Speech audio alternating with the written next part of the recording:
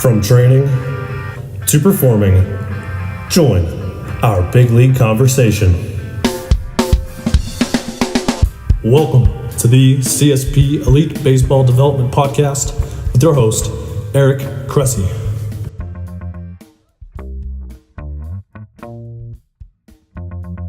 Welcome back to the CSP Elite Baseball Development Podcast. This is episode 12, and I'm your host, Eric Cressey. We're really excited for today's show. We've got an awesome guest. But before we get to it, I want to introduce you to our sponsor. This show is brought to you by VersaClimber. Being time efficient during training is a large part of developing a successful strength conditioning program. So you want to make sure you choose tools and modalities that effectively stress the body for your overall training outcomes. I'm a huge fan of VersaClimber. It's my personal favorite option for conditioning. I rank it right up there with sprinting. It's something that really exposes you to a wide range of motion. So it's a large amplitude movement. For our baseball guys, it gets us some scapular upward rotation, gets you some really good hip extension. I just love the fact that it gives you, a good conditioning option that doesn't have you sitting on a bike or, doing something that doesn't expose you to the wide variety of activities we encounter in sports. It's great because it's a climbing pattern that's contralateral. It's our main human gait motion. It's how we crawl, how we walk. So when we climb in this pattern, it reinforces a better moving pattern while working against gravity. Building a strong, core system while connecting the lower body and the upper body. I love it because you can train just about any energy system that you want, and it's also a great one that's in a non-impact environment. On a personal level, we got a VersaClimber at our Massachusetts facility, and I loved it so much that when we didn't have one at our Florida facility, when I moved back down there for the off season, I went back and I made sure that we ordered one. So definitely a game changer for my own training and something that I like to use a lot, in competitive stuff with my own training partners and also in the stuff that we do with our athletes and for our general population clients who are looking for a good conditioning option. What's awesome is they've set up a great 10% offer for our listeners. If you go to versaclimber.com/Cressey, that's VersaClimber.com/CRESSEY. And check out that page. They've got a great 10% offer on a VersaClimber, which can save you up to $500 on some of their models. So it's a really good option. Again, that's VersaClimber.com/Cressey. Check out my single favorite, conditioning option that I use above all other ones. With that said, today's guest is an outfielder for the Los Angeles Dodgers. He was raised in Connecticut and went on to attend Notre Dame. He was drafted in the first round of the 2009 Major League Baseball draft by the Diamondbacks. He made his debut in 2012. In 2015, he was a Major League Baseball All-Star and also won a Gold Glove. Just this past offseason, he signed a 4-year contract with the Dodgers. He's also been a good friend for several years, and I'm excited to introduce AJ Pollock. All right, welcome to the show, AJ. Hey, what's going on? I'm happy to have you, man. This is going to be a lot of fun. We've seen your work ethic in person and from afar, and it's going to be cool for everybody else to pick up some insights from you on a wide variety of aspects of the game. So I want to start with one that was actually something we covered in a podcast a little bit earlier with Joe Panic, who's a Northeast guy as well. You were born and raised in Connecticut and wound up going on to Notre Dame. So give me a little feel for your youth athletic experience. Like, were you like the Little League phenom, or were you like a typical bloomer, a late bloomer? When things really kind of materialized for you? I was always a good player. I think I got overlooked a lot because I was tiny. I was the smallest guy on my team, really up until about sophomore, junior year in high school. And I think I was playing varsity basketball at 5'2", like 115 pounds. So like I was little. So it really was I think it was an advantage for me a little bit because I learned how to bunt. I learned how to put the ball in play in basketball. I learned how to be scrappy and kind of do the small things. And and then I'm a junior and I'm now I'm 5'10", bigger, can do a lot more things on the field, and it just kind of naturally just developed from there, I think. Absolutely. And you kind of hinted at the next question. You were a multi-sport athlete. What were your sports? Yeah, I played soccer. I played my freshman year, and then I played basketball and baseball. Nice. Give me a little feel for what you think those contributed, because obviously we have a lot of parents, players, and coaches to some degree who are on this call who effectively think that they need to specialize early. Where was your head at on that? And obviously you tapered it off a little bit, but speak to a little bit of what being a multi-sport athlete did for you over the course of time and how it made you what you are today. Yeah, I mean, it's interesting. I talked to a lot of guys that have played multiple sports and then are in the big leagues right now. And I haven't really heard one person say, I think you should specialize in just baseball. You just, from an athletic standpoint, growing up, you get a lot of ways to develop. And if you're doing that on the baseball field, let's be real here. Baseball, it's pretty, you run a certain way around the bases. You're swinging a certain way. You could potentially not do anything athletic for a couple games if you're an outfielder, So, if you're hitting homers, you're trotting around the bases. So I just think it's good for an athlete to be just well-rounded. Basketball did it for me, having to D up someone, other athletes out there. And I would definitely, from a mental standpoint too, you get a lot of kids getting burned out really early, and something that should be a lot of fun. You're going to play a lot of baseball if you're good down the line. So I think in the beginning, when you're younger, just enjoy playing different sports and just take some pressure off these kids for sure, not to just hammer home one sport. Mm-hmm. And then, so, you mentioned that you grew 8 inches between sophomore and junior year of high school. Is that when kind of the recruiting world kind of took off for you, or was it a little bit later than that?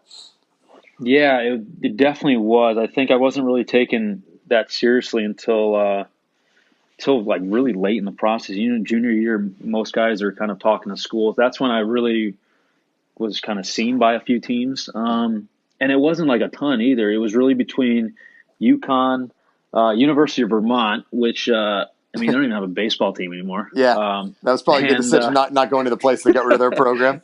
I know, yeah, I made a good one there. And then the Naval Academy, I was kind of sort of talking to me. And then Notre Dame came on last minute. I mean, I think it was a week before the signing period, and they were interested because one of their players fell through. And they said, we haven't seen you play, but we had a couple guys that we like, that we respect, kind of recommend you. And then they had me go out. They wanted me to go play in a tournament so they can watch me play. So I got supposed to go to Florida, and there ended up being a hurricane in Florida. So I tried to figure out where to go and hooked on with the team in Arizona. I went out and did a showcase there, and that was it. That's awesome. It's kind of interesting because I'm literally stalking you on your Wikipedia page. So we just basically said there's 4 Division I programs, one of which is 10 minutes down the street at UConn for you. Your junior year, and then your senior year, it says you were named Gatorade Player of the Year in Connecticut, receiving the most votes for a Connecticut player since 1974.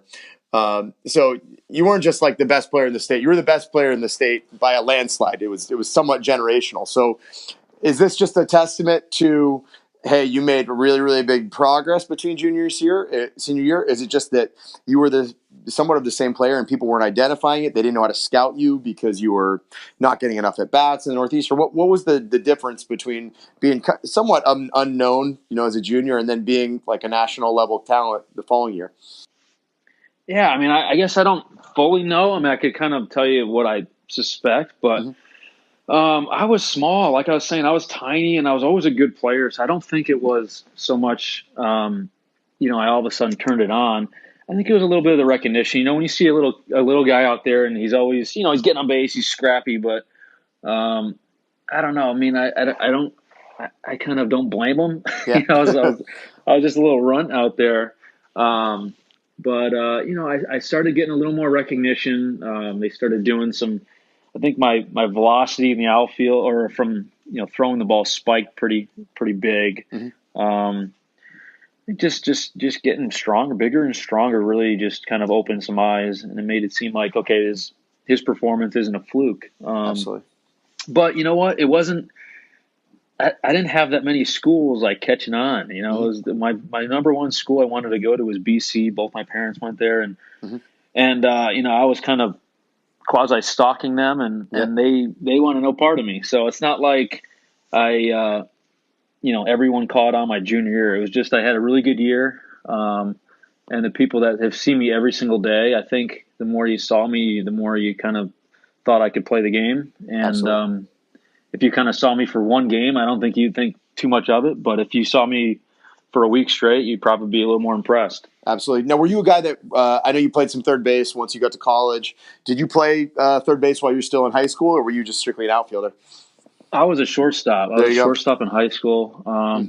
And, UConn, I think when I was talking to them, they were really into me. They loved how I played shortstop. And they said, well, I don't know if you can hit, but we love the way you play shortstop. And, Nick Ahmed, actually, a Yeah, I was teammate of gonna mine, say. he's probably the best shortstop I've ever seen. But he was, I think, a year or two after me. He would have Yep. been there the same time. If I went there, I probably would have maybe started at short and then hopefully try to fend him off. Yeah, that would have been But an outfield with George Springer, John Andreoli, three guys that yeah, all got it to the big leagues. That would have been a pretty gosh, and then interesting UConn they had dynamic. Mike Old, Yep. and they just had some They had players. Barnes and Oh Oberg yeah, too. Yeah, we actually Oberg was on the podcast already, and we talked about it. It was, it was a narrow miss. That was a really impressive team. oh man, So, it was awesome. so here's an interesting question. So, did you ever feel like it was a disadvantage to be a Northeast player? Because we hear so many guys like I've also been involved with a lot of high school drafts from the Northeast, and very rarely do we have a position player drafted. You can count on one hand the number of kids from Connecticut, Massachusetts, New Hampshire who have gone to pro ball in the last 4 or 5 years as shortstops or outfielders. More often than not, they get arms up here because they're fresh, and 95 is 95, whether you're in Arizona or whether you're in Massachusetts. So hitters are obviously far tougher to evaluate because there's a shorter season, not enough at bats, and there's not enough at bats against really quality arms.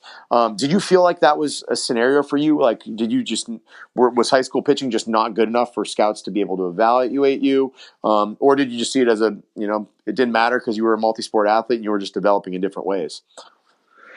It's a great question. Honestly, I think I played a lot of, it depends on what you play in the summer. Yep. High school for me was, you could run into a really, really good pitcher one day, a draftable pitcher, and then, you could face 81 miles an hour, Yeah. 82 or whatever the next day. So I think high school is a little hit or miss. But as far as the summer, I played some really good players. There's a lot of good talent in the Northeast, if you're going to travel around. So in that regard, yeah, I know I talked to a lot of the GMs, especially when I was in Arizona. A lot of those GMs came from the Northeast with Boston, and they love scouting the Northeast because they think it's just so many guys that are just overlooked. You got a guy that's throwing, like you said, 95 is 95, but if a guy's throwing 90 in February, or whatever you start, whenever you start your season in the Northeast, and it's 38 degrees with snow on the ground,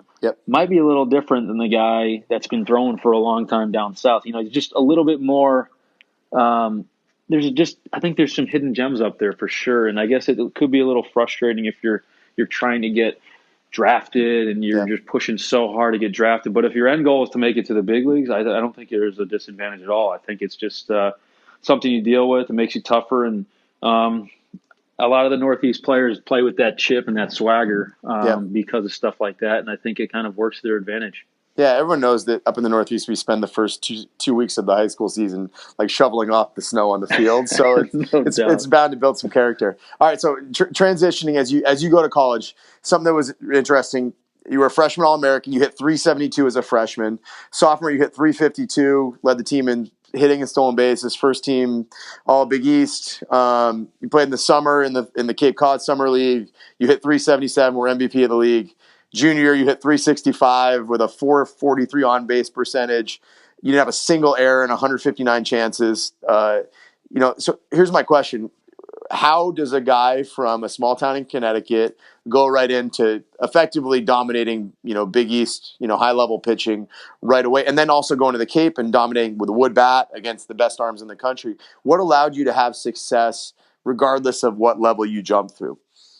I think I came in there. I wasn't the big recruit. I wasn't, the guy everyone was talking about. But I just kind of stayed present. I didn't think about.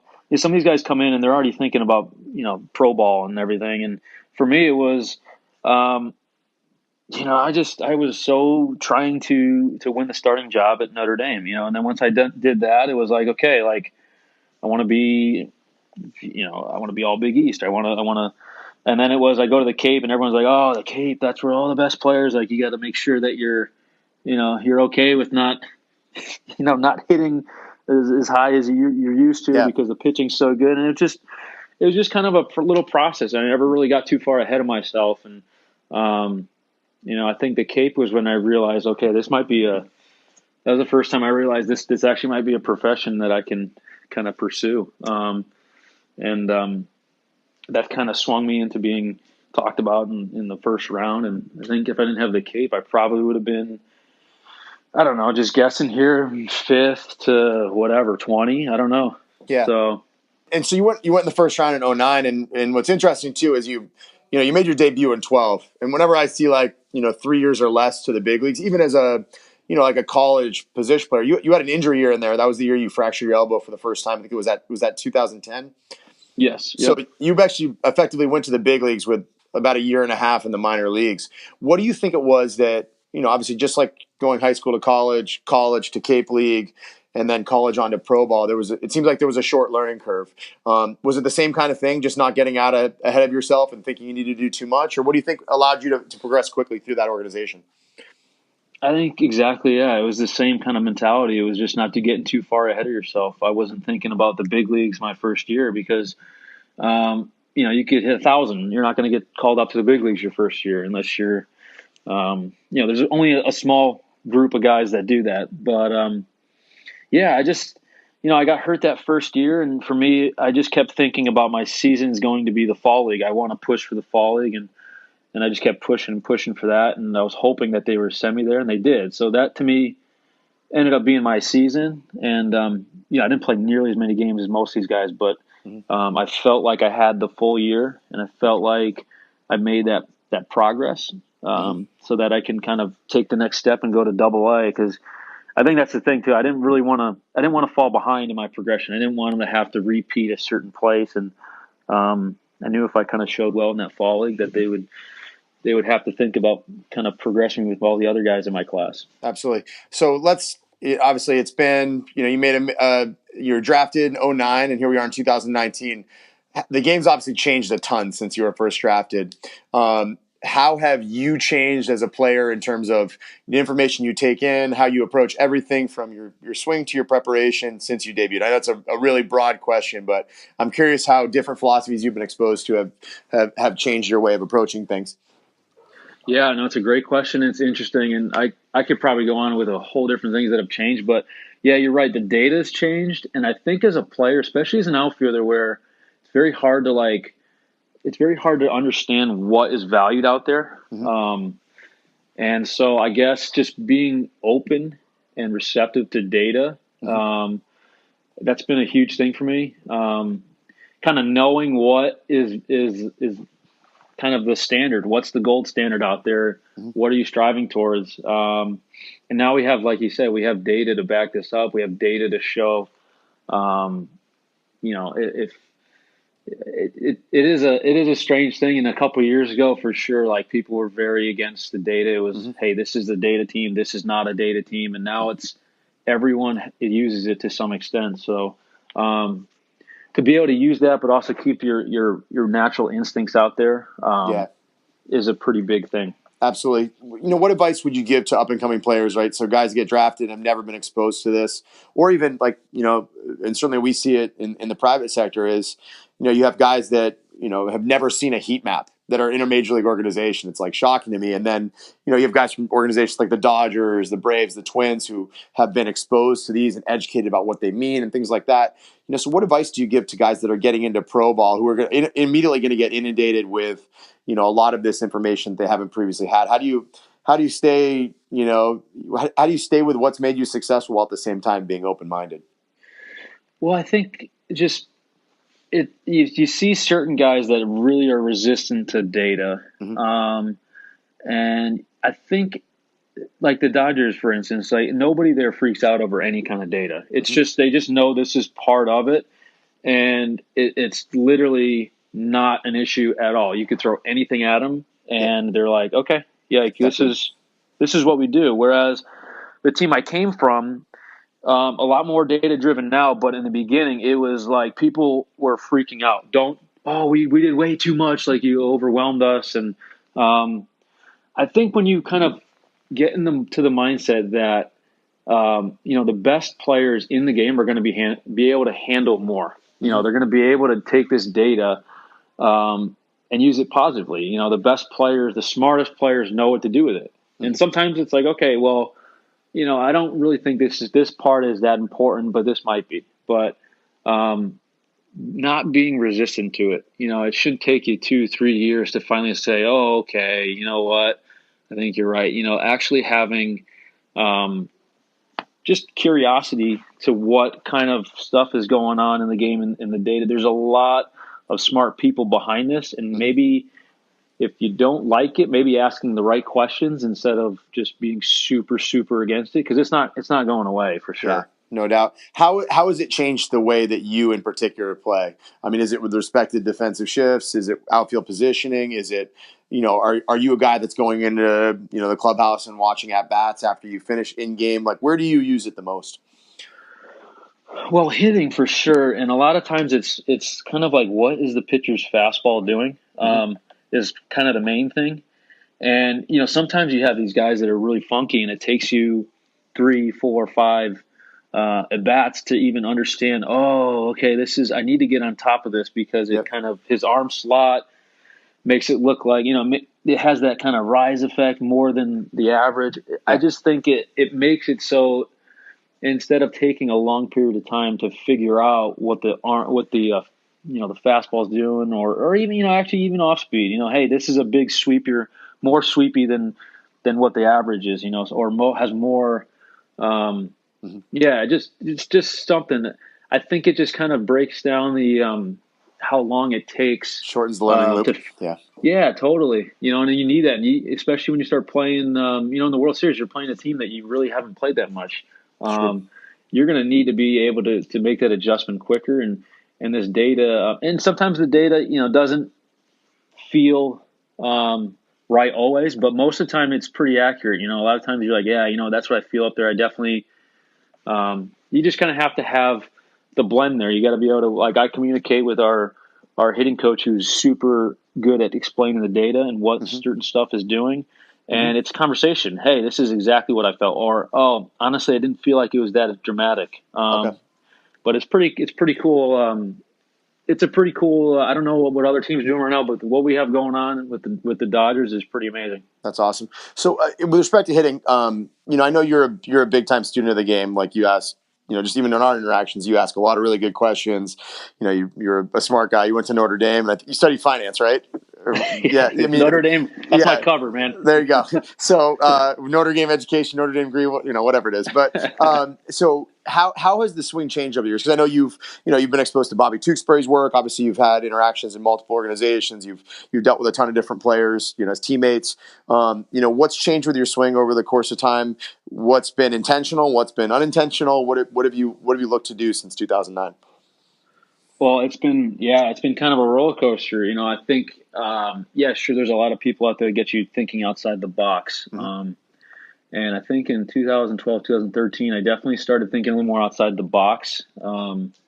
Wasn't so much just straight to the ball and just short. Or what. It was definitely more observing, what the guys in the game are actually doing. And then it's kind of it's tweaks. It's small tweaks every year to kind of knowing your weaknesses, knowing where your holes are, and looking at your swing and then discovering why. Because there's, when you look at certain bat paths, you can really tell, okay, this guy's going to handle this pitch really well, or he's not going to handle that pitch. And so when you start digging into it and you start looking at the bat path that you have, things should start to make more sense. And then you just got to determine, hey, I think, are you okay with having that hole and just being able to like mask it because I'm not going to swing at this pitch, or do you want to try to iron it out? And that's kind of like just the constant little tweaks you make in the game, I think, right now for me. Absolutely. And to that end, what's a typical like batting practice routine look like for you on a game day? Like, what are you looking to accomplish when you go to BP? Well, the day starts in the cage for me. Yep. We actually have some VR stuff too. So actually, I'll go in there, watch some virtual reality on certain guys we're facing. Mm-hmm. That's pretty cool. Then I'll go into the cage, work with our hitting coach there, and usually it's the cage for me is the mechanics part of the day. You know, I can work on anything I want. There's a bunch of drills that if I'm feeling a certain way, I'm going to do this drill, or hey, I'm definitely getting around the ball, or I'm kind of spinning too much. I'm gonna do this drill, and so I have a couple stuff in my arsenal that, depending on what I'm feeling, is what I'll do. Mm-hmm. And then once I get to batting practice, I kind of try to tune that mechanical part out, and I definitely get a little more just really locking in on the ball. I try to really focus on that inside part of the ball, and just seeing it the whole way. I'll start, obviously I'll start off kind of easier, hitting the ball the opposite field, trying to get easy, seeing the ball, kind of get some as easy pop as I can. Mm-hmm. Then I'll start working more middle of the field. Like to try to hit the ball, just kind of messing with, how high or how low I'm hitting it. I like to try to be able to manipulate the ball any way I want to. I think I was reading, or I saw a thing with Joey Votto saying you should be able to do, you'd be able to hit a ground ball to second base and then hit a fly ball to right, line drive to left. Like, you should be able to do this all the time. So, a lot of times I'll kind of do that type of stuff. And, and then the last round or two, I'll just kind of let it fly in the middle of the field somewhere. Absolutely. Now, what about like in the off season? Like, when do you start hitting, and how is your progression work as you go towards spring training? I just got a batting cage a couple years ago. It's the greatest thing I've ever done. You don't have that panic like, oh, I got to get going, and you got to call someone to flip to you, or I literally have whenever I want to, just go in there. But usually I'll take more mentally than anything. I think you have such a long season, so mentally just getting away from it for I don't know, maybe a month, and then I'll kind of casually go in there. I love hitting, so it's one of those things where when I get back into it, it's kind of a fun time of year where I can experiment and just do some things before I start to really lock it in. I'll start to I'll hit. I'll mess around a little bit, a couple times a week, a little bit before Thanksgiving. After Christmas, I'll start ramping up, and then.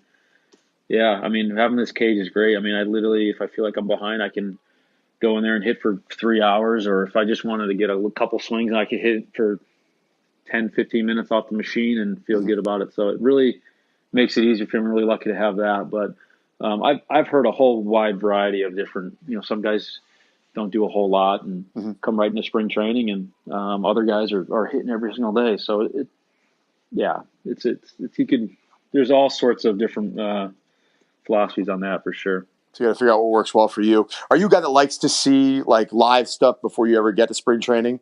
Like, will you speed the game up? Will you see really, really hard fastballs from up close? Will you see breaking balls in the off season? Or are you a guy that likes to have kind of like this steady linear progression where it all builds to spring training? Yeah, I mean, I like kind of getting thrown in the fire a little bit too.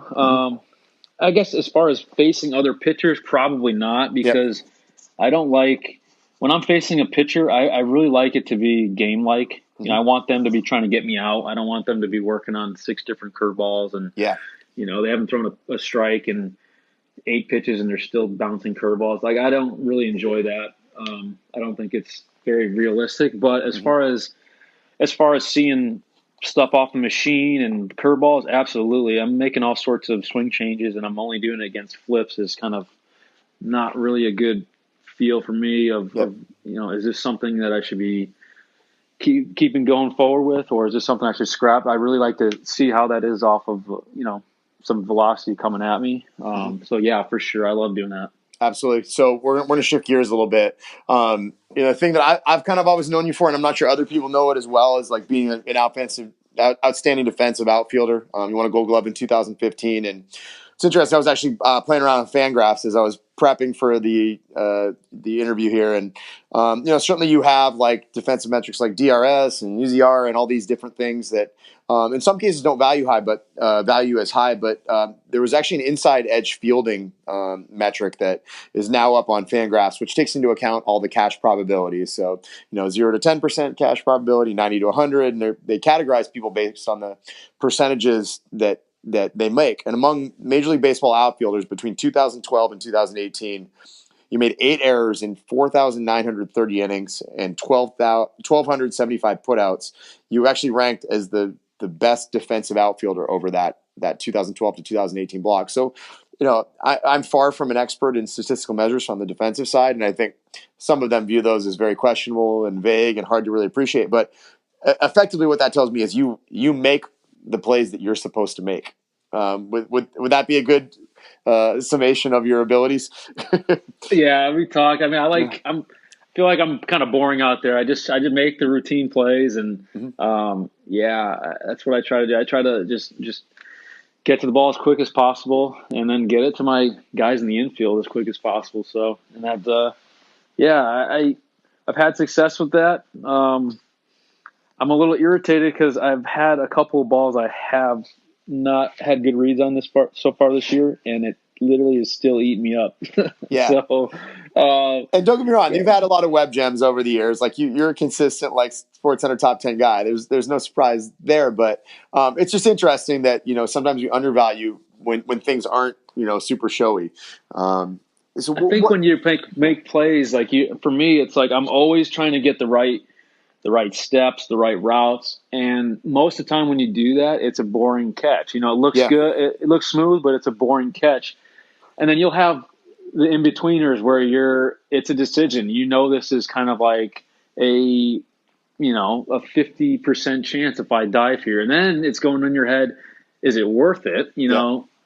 If you dive here and you make the catch, it's great.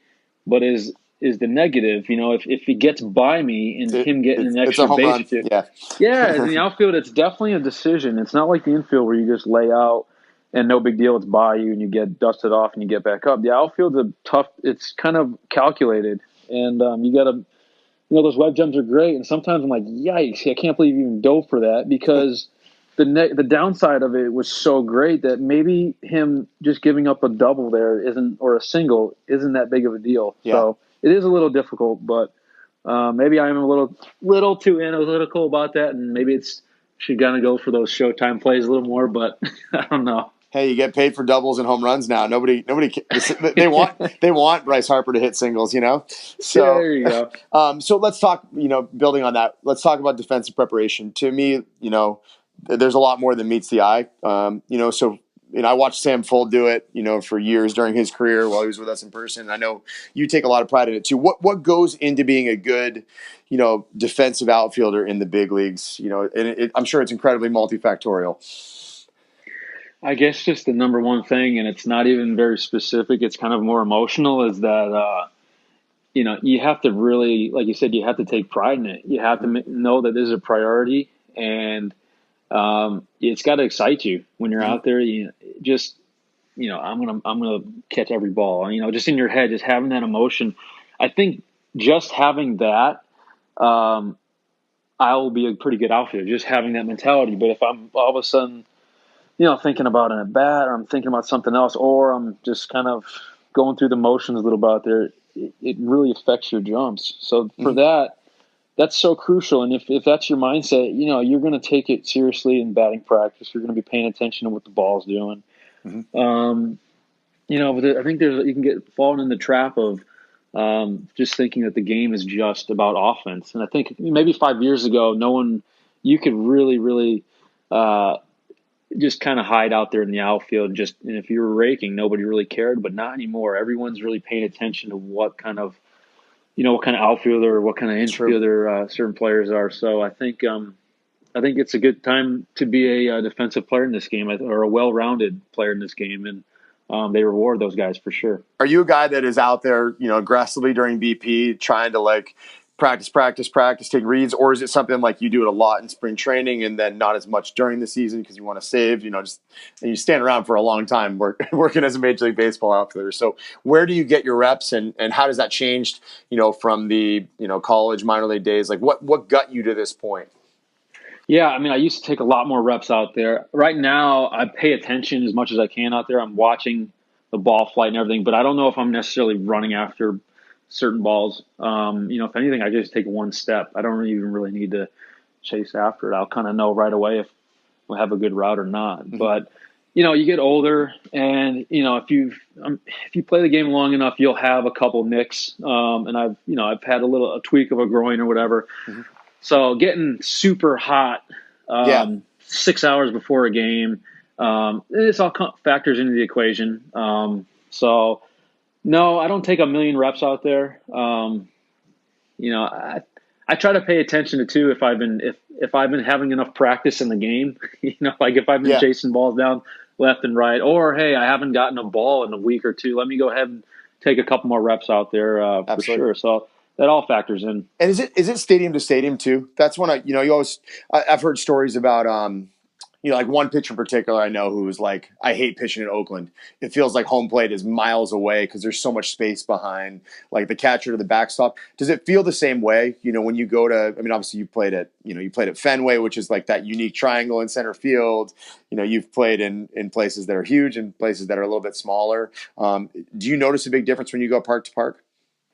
Yeah, for sure. You got to be comfortable out there. That's for sure. If you're comfortable, you're definitely going to be able to take that extra step or two near a wall and reach out and make a play. But no doubt, it definitely changes, for stadium. I mean, you go to Wrigley Field and, it's a brick wall you're running into now. Yeah. So, you got to know the park a little bit. And I actually had one this year where it was a tough play, and it was, I'm the one that it didn't even look like I missed the ball, but I know that, there was a little bit of a hesitation because I'm running full speed and the wind was a little strange and I just didn't quite get it because I thought I was going to die running into a wall. One of those things. So you really, it's a unique sport where it's, the outfields are all different and, being out there and just kind of watching and observing and running around a little bit here and there just to kind of being familiar with your surrounding area is huge.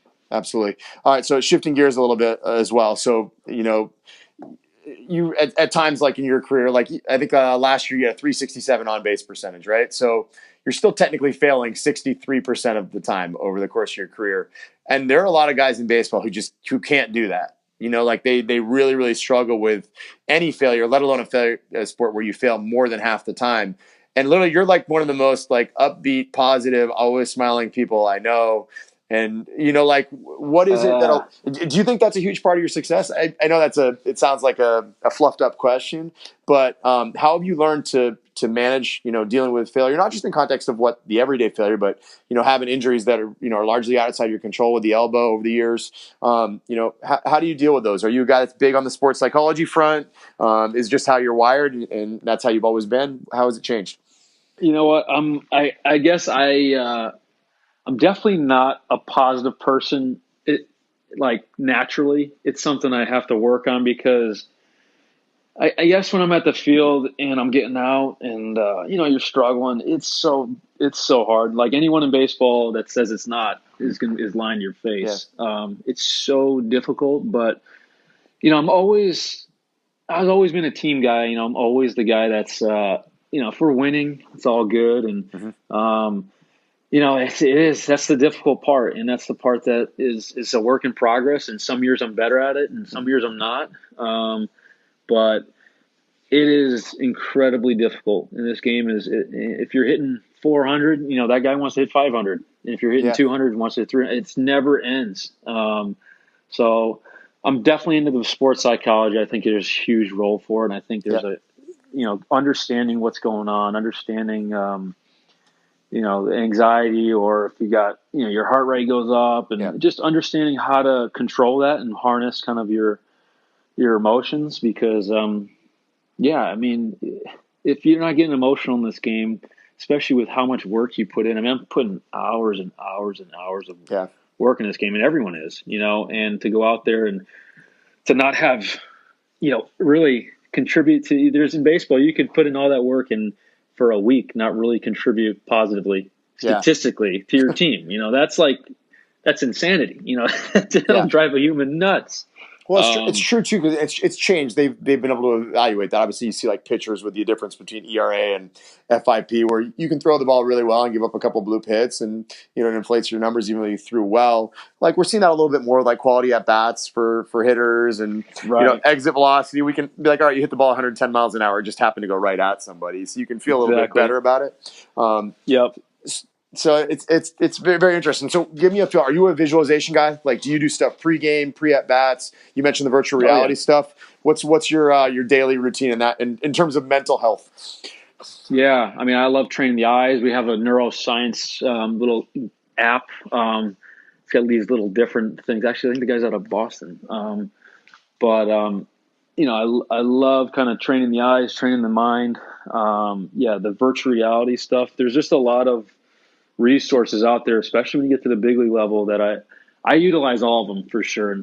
And visualization, absolutely. I mean, a lot of times there's so much negative results that are going on, that to have some kind of positive feeling and just kind of visualizing, the perfect swing and it definitely helps you in the long run for sure. And that's what you're really going for here, because if it's, you like you said, like you're hitting the ball well and you're not getting any results. Well, as a hitter, if you take that for 600 at bats, and you just have to trust it. As a pitcher, you just keep throwing through it, and as a hitter, you just keep swinging through it because you just trust that, in the long term, it all works out. There's just a lot of little routines like you were just talking about that can kind of help you with that. Absolutely. All right, so we got two good questions for people that commented on Instagram that I plucked from the bunch that we'll ask you.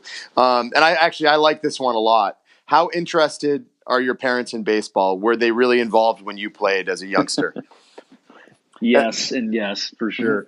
No doubt. My dad coached some teams when I was growing up. He was a rugby player and played a little football, but I think we just knew that I was going to be, baseball was probably going to be the sport that I can kind of do some stuff with. And he's always been involved. My mom always is, she was always taking me to games, always bringing me, being the big support for me. So they've always been involved. When I got to the big leagues, it was really cool kind of just making your first game there and seeing your parents in the stands and just kind of knowing the emotions that they have, because they went through exactly what you went through. Just from a different perspective. But they were huge. They still are super into baseball. They follow the team. They follow everything that's going on. And nice. For sure. And I think that also kind of, there's a point in baseball too where there's those barriers too you set up with family too. Where it becomes, instead of it being just a little too much, it now becomes healthy, where they're letting you live your life. You're playing 162. We talk about, the failures of it. Now having parents kind of dealing with the failures of it from 162 from a different perspective. That's something that parents have to learn as well. And I think my parents have done a really good job over the years of kind of growing with that and turning into their mindset is the long term now too, as opposed to living and dying by every pitch like they used to. Absolutely. So they were supportive but not overbearing is a good way to describe it. Yeah, for sure. And above all else, your dad made you a New England Patriots fan. Of course. He took me to the games. That's really where this all starts. It's important parenting wisdom. That's all that matters. You got to watch the right people out there and the right teams, if you want to be. Absolutely. Yeah. And you're old enough to appreciate when the Patriots weren't good. You're not just like a fair-weather fan that was born in like 1999. Like you were around for a lot of miserable years. Yeah, no doubt. Yeah, we had a couple bad ones back in the day, but I don't really remember those anymore. Yeah, it's too long ago. Selective retention is good. All right, so second question: what's the most important baseball advice you've ever been given? Yikes! Wow. Most important baseball advice. Man. It's always hard for me when it's the most or the what, because I've had some really good advice over the years. You can pick any. You can give two if you want. Pick two. Okay. Can I come back to that one? Yeah, we can come back to it. And well, actually, the broad ones are tough. Like, yeah, that's a good feather in this guy's hat. He just stumped you. That's Greg Manuelson. So Greg, good job. Yeah. All right. All good. Yeah. All right. So we're gonna go. We actually do like a lightning round on the tail end. I know you've listened to some of these podcasts. So you've probably heard some of this. So sure. What advice would you give to a teenage AJ Pollock? What advice? I would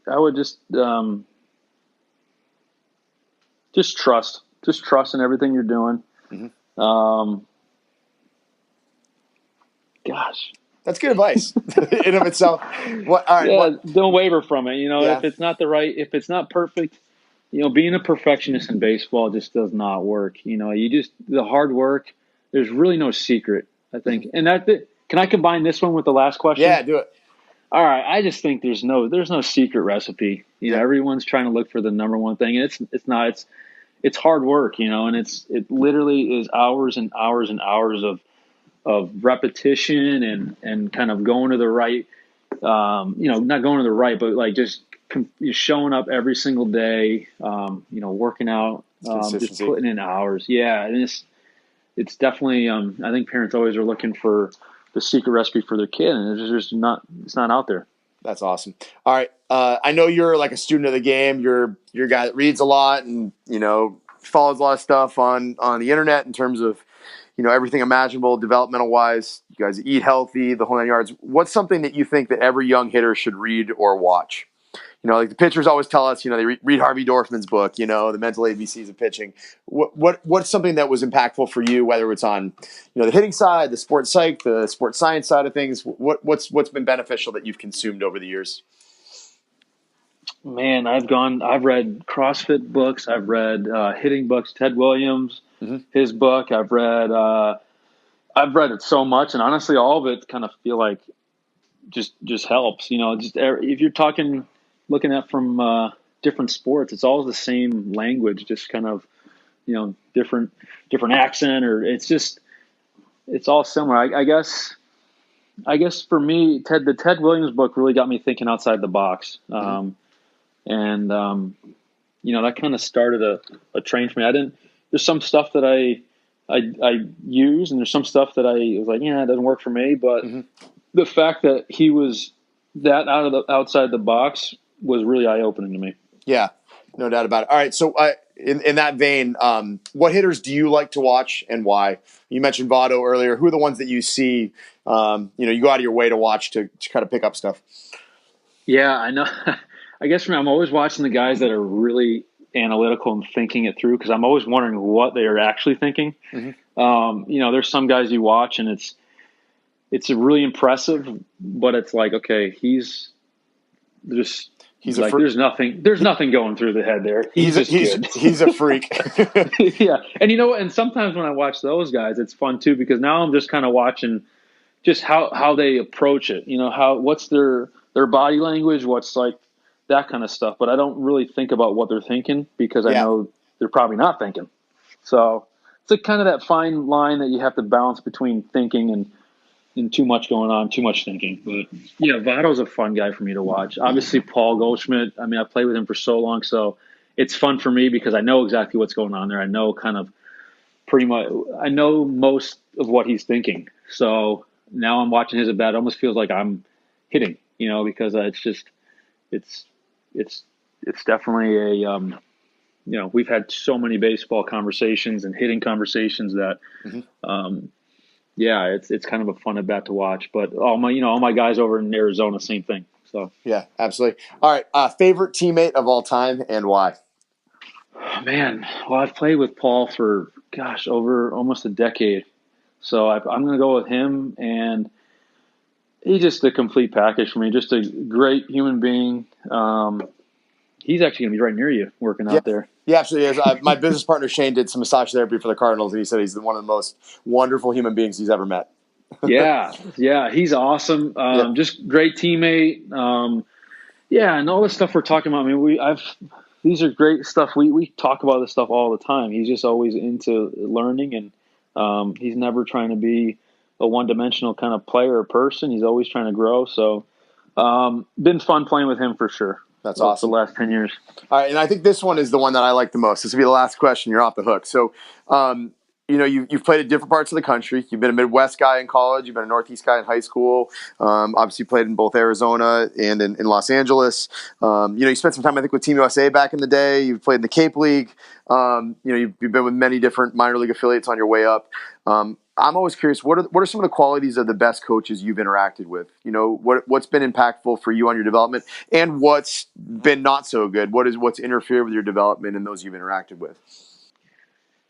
Great question again. The best coaches for sure are the ones that are easy to approach, relatable. They communicate really well, and it seems natural too. It's not like some structured, hey, come to the office and we're going to talk about it. It's literally just having a conversation always and constantly, and pushing me too. I'm thinking of certain coaches who I've had. A lot of my favorite coaches I've had run-ins with. We've had times where we've actually got into it with each other because we're always communicating. It's never like we didn't go dark for a couple of weeks. We were always communicating, and then then one of us is apologizing to the other, and we're hugging it out. It's kind of I've had those type coaches, and those are the ones that I text them all the time and kind of talking about, asking how they're doing, or if something's going on in my life, they're reaching out to me. So I just think that whole relationship, you got to spend time, you got to put in the effort, you got to put in a lot of work. You can't just kind of have a casual conversation and then you not talk to them for a while. So that was those are the coaches to me that have always had a big impact. And then there's a lot of trust that you gain, when you're putting in that much work with each other and all those conversations that,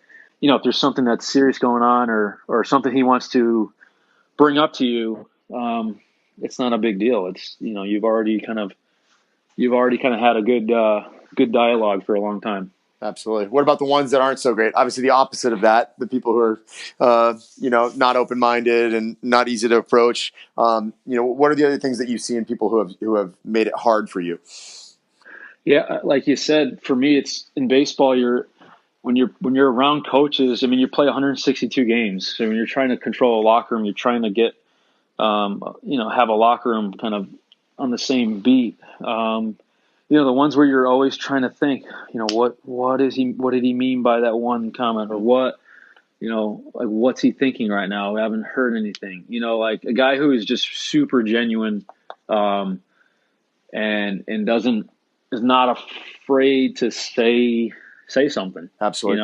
And never kind of goes quiet. It's more just more or less having another teammate. Mm-hmm. Obviously he's in a different role, but I think that's the kind of I've had some of those, and it is difficult. Some of them, they don't even mean anything by it. It's not a harmful thing. They're just kind of overthinking it.